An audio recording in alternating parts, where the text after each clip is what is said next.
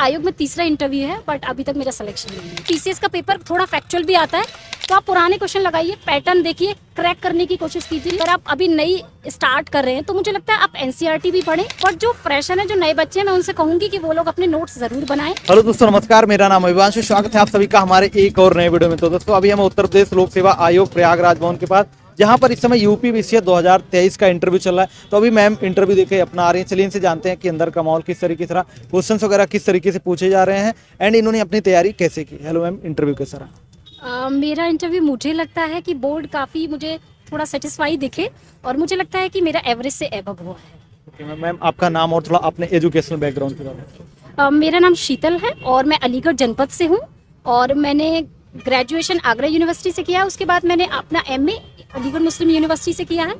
वर्तमान में मैं पीएचडी कर रही हूँ बाबा साहब भीमराव अम्बेडकर यूनिवर्सिटी लखनऊ से, और ये मेरा आयोग में तीसरा इंटरव्यू था। और अटेम्प्ट कौन था पीसीएस के लिए? ये मैं 6 मेंस दे चुकी हूँ। 6 मेंस। इसके पहले मतलब सिलेक्शन कहीं हुआ नहीं हुआ मेरा सिलेक्शन। आप जैसा एक्सपेक्ट कर रही थी उसी हिसाब से इंटरव्यू था या कैसा? हाँ बिल्कुल, क्योंकि मैंने जब पहला इंटरव्यू दिया था तो मुझे तब बहुत हेजिटेशन थी, लेकिन जैसे मैंने सेकंड दिया तो मुझे इंटरव्यू पैनल में बहुत कोऑपरेटिव माहौल, जो कि मुझे सेकंड टाइम भी लगा और आज भी मुझे बहुत अच्छा, मतलब बहुत कोऑपरेटिव माहौल रहता है हमारे। बाकी जैसे कि क्वेश्चंस वगैरह की बात करें तो कुछ क्वेश्चंस अगर आपको याद आ रहे हो कि ये क्वेश्चन पूछे गए? मुझसे ना मेरे जैसे हिस्ट्री से कुछ क्वेश्चंस पूछे गए थे और कुछ क्वेश्चन मुझे थोड़ा सिचुएशनल बेस्ड थे कि जैसे एज अ एसडीएम मुझे कुछ सिचुएशन दी गई थी, तो उसमें आप किस तरीके से उसको टैकल करेंगी कि आपका सबऑर्डिनेट है, अगर वो आपसे मिसबिहेव करता है ऑफिस में तो आप उसको कैसे टैकल करेंगी। और एज अ एसडीएम आप कहीं हैं और आपके पास कोई एक वुमेन आती है जो कि आपके ऑफिस में काम करती है, और अगर उसके वो विडो है, उसके बच्चे हैं, वो काम ठीक से करती है, जल्दी करती है, बट वो लेट आती है और आपको ये कंप्लेन मिलती है। इस तरह के क्वेश्चन थे। और मेरी हिस्ट्री से अशोक से क्वेश्चन थे और एक क्वेश्चन द अशोका मूवी से भी था। तो इस तरीके के क्वेश्चंस रहे। बाकी हम बात करें तो आपकी सिविल सर्विसेज की जर्नी की शुरुआत कैसे हुई? एक्चुअली मैंने पीजी किया। पीजी करने के बाद में मैं नेट की तैयारी की, उसके साथ ही साथ मैंने ये इसकी प्रिपरेशन स्टार्ट की। एक्चुअली मेरा एक फ्रेंड था, वो मुझे वहाँ पे एक कोचिंग में लेकर गया था, तो मैंने वहाँ का एग्ज़ाम क्रैक किया और मेरी 3rd रैंक आई पहली बार में ही। फिर मुझे एक रुझान आया कि मुझे ये भी करना चाहिए, तो फिर मैंने उसमें जाना शुरू किया। तो उसके बाद मुझे पहली बार नहीं हुआ, फिर दूसरी बार मुझे मेरा लोअर हुआ, तो मुझे लोअर देने का मौका मिला। फिर उसके बाद लगातार मुझे मेंस देने का यूपी पीसीएस अपर का मौका मिला। फिर उसके बाद मेरा 3 के बाद में मेरा इंटरव्यू तो आना शुरू हो गया चौथे से, लेकिन उसके बाद मेरा ये आयोग में तीसरा इंटरव्यू है, बट अभी तक मेरा सिलेक्शन नहीं हुआ। तो कहाँ से आप कोचिंग कर रही थी तैयारी के लिए? मैंने स्टार्ट तो आरसीए से किया था, लेकिन आरसीए से करने के बाद वहाँ पे हमारे यहाँ एक एसडीएम रहे हैं डॉक्टर पंकज कुमार वर्मा, उन्होंने सीएसएम को इस्टेब्लिश किया। उन्होंने जो बच्चे गरीब हैं और जो लोग सपना देखते हैं कुछ बनने का, सरकारी नौकरी का, तो उन्होंने बच्चों को वहाँ फ्री मटेरियल देना, फ्री पढ़ाना, ये सब शुरू किया। तो उसी से एक समय मैं सर से जुड़ी और उसके बाद मैं अभी सर के अंडर मैं ये तीसरा इंटरव्यू दे रही हूँ। आप लगातार प्री क्वालिफाई करके यहाँ तक पहुंचे, तो प्री के लिए आपका क्या सजेशन, क्या सुझाव रहा? देखिए, तब मैंने स्टार्ट किया था, तब पीसीएस का जो पैटर्न था वो थोड़ा अलग था। वर्तमान में पैटर्न देखेंगे तो वो थोड़ा अलग है, तो स्ट्रेटेजी हमें कंडीशन बेस्ड बनानी चाहिए जिस समय की सिचुएशन है। तो अभी हाल ही में, क्योंकि पीसीएस का पेपर थोड़ा फैक्चुअल भी आता है, कभी कभी थोड़ा कॉन्सेप्चुअल भी आता है, तो अगर आप पे जैसे अगर आप अभी नई स्टार्ट कर रहे हैं तो मुझे लगता है आप एनसीईआरटी भी पढ़ें और जो पर्टिकुलर सब्जेक्ट की टेक्स्ट बुक भी पढ़ें, और उसके साथ आप घटना चक्र, लूसेंट, इनका भी सहारा लें। और करंट अफेयर के लिए आप कोई भी एक ले सकते हैं, उसको या तो मंथली पढ़ सकते हैं, या आपके पास टाइम नहीं है तो एग्जाम टाइम पे आप एक साल का या 6 महीने वाली ले सकते हैं। सभी लोग सुनते हैं कि एनसीईआरटी पढ़ना चाहिए, लेकिन किस क्लास से लेकर किस क्लास तक या फिर कौन से सब्जेक्ट की पढ़ना जरूरी है? देखिए, अगर आपके पास टाइम है तो मुझे तो लगता है कि रेलिवेंट 6 की भी होती है, लेकिन अगर आपके पास टाइम नहीं है तो आप 9 से और 12th तक की तो आप कंपलसरी पढ़े ही पढ़ें।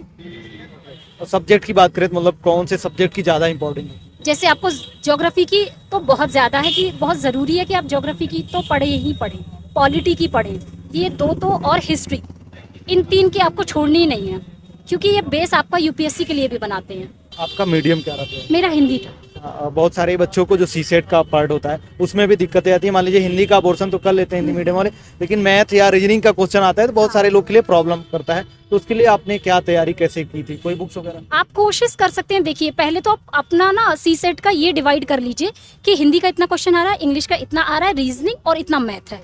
तो जब आप, और फिर कम्युनिकेशन, तो आप कोशिश करिए कि जितना भी कम्युनिकेशन जहाँ से यूपीपीसीएस ने स्टार्ट किया है, आप वो सारे क्वेश्चंस निकाल कर एक बार लगाना शुरू कर दीजिए और उसको बार बार लगाइए। और हिंदी के लिए जो लोग आरओ दे रहे हैं, मुझे लगता है उनकी हिंदी बेहतर ही होती है। और आप कोशिश कीजिए, क्योंकि ज़्यादा इसमें ना जो प्री और मेंस में दोनों में अलग अलग टॉपिक आते हैं, तो आप पर्टिकुलर उतने ही टॉपिक पढ़िए जितने आ रहे हैं और अच्छी कमांड बनाइए। और इंग्लिश को आप जितने भी, जब से मतलब इंग्लिश के तो क्वेश्चन आते ही आते हैं, तो आप पुराने क्वेश्चन लगाइए, पैटर्न देखिए, क्रैक करने की कोशिश कीजिए। और रीजनिंग के लिए किरण की बुक भी आती है, कई सारी बुक आती हैं, आप कोई भी पकड़ लीजिए, ओल्ड क्वेश्चंस लगाइए, सबसे बेस्ट होता है ओल्ड क्वेश्चंस, उनको आप बार बार लगाइए। बाकी जैसे प्रीलिम्स का जब आप एग्जाम देने जाती थी उसके पहले आपने पहले से शॉर्ट नोट्स वगैरह मतलब बना के रखे थे या कैसे करती थी? देखिए मैं तो थोड़ा लंबे समय से दे रही हूँ, तो मुझे एक्चुअली बहुत ज़्यादा ज़रूरत नहीं अब पड़ती है। मैं थोड़ा करंट के बनाती हूँ, और मैं जब घटना चक्र से गुजरती हूँ या लूसेंट से या कुछ और से, तो मुझे लगता है कि ये ध्यान में नहीं रहेगा, मैं उसको हमेशा नोट करते हुए चलती हूँ और लास्ट टाइम पे मैं उन्हीं का रिवीजन करती हूँ। बट जो फ्रेशर है, जो नए बच्चे हैं, मैं उनसे कहूँगी कि वो लोग अपने नोट्स ज़रूर बनाएं। समय रहते अगर वो तैयारी कर रहे हैं तो वो हर सब्जेक्ट के छोटे छोटे, बहुत बड़े नहीं, बहुत शॉर्ट नोट्स बनाएं, स्पेशली पीसीएस के लिए। और मैम जैसे कि बहुत सारे कैंडिडेट्स जब प्रीलिम्स में फेल हो जाते हैं, डीमोटिवेट हो जाते हैं, लेकिन आपका कहीं ना कहीं मेंस में भी हुआ, उसके बाद यहाँ इंटरव्यू पर पहुँचने के बाद भी मतलब आप स्टेज से बाहर होना पड़ा आपको, तो आपने इस पेशेंस मतलब अपने आप को कैसे भरोसा दिलाया, नहीं अभी और आगे जाना है, हमें पहुँचना है अपने बस? देखिए पीसीएस और मुझे लगता है कि आईएएस ये ऐसी जर्नी है कि इसमें कभी ये सोच कर मत आइए कि हमारा पहले अटेम्प्ट में हो जाएगा, ठीक है। ये मुझे लगता है किसी को पहले और किसी को लास्ट अटेम्प्ट में भी मिलता है। तो ये एक ऐसी जर्नी है जो आपको धैर्य भी सिखाती है, और एक मुझे लगता है कि एक ऑफिसर में धैर्य का होना बहुत ज़रूरी है। तो इसमें परेशान होने की बिल्कुल ज़रूरत नहीं है। हो सकता है आपको पहले अटेम्प्ट में मिल जाए, और हो सकता है आपको कई अटेम्प्ट देने के बाद मिले। तो अपना पेशेंस रखिए, जब भी आपको लगे मेरा एक दो अटेम्प्ट में नहीं हो रहा, तो आप अपनी स्ट्रेटेजी चेंज करिए, कहीं ना कहीं कुछ हो रहा है। किसी अच्छे व्यक्ति से सलाह लीजिए, किसी के गाइडेंस ले लीजिए, क्योंकि ज़रूरी है कि समय से गाइडेंस लेना। आजकल तो हर चीज़ यूट्यूब पर है, अच्छे गाइडेंस आपको इतने ज़्यादा मतलब टीचर्स मिल जाएंगे, बहुत कुछ मिल जाएगा। तो मुझे लगता है परेशान होने की ज़रूरत नहीं है। इस फील्ड में आए हो तो अपनी हिम्मत बनाए रखो और अपने काम के प्रति ईमानदारी रखो, तो आपको सफलता एक ना एक दिन ज़रूर मिलती है। ओके मैम, हम ऊपर वाले से ही कामना करेंगे इस बार आपको सफलता जरूर मिले। Yes, thank you so much.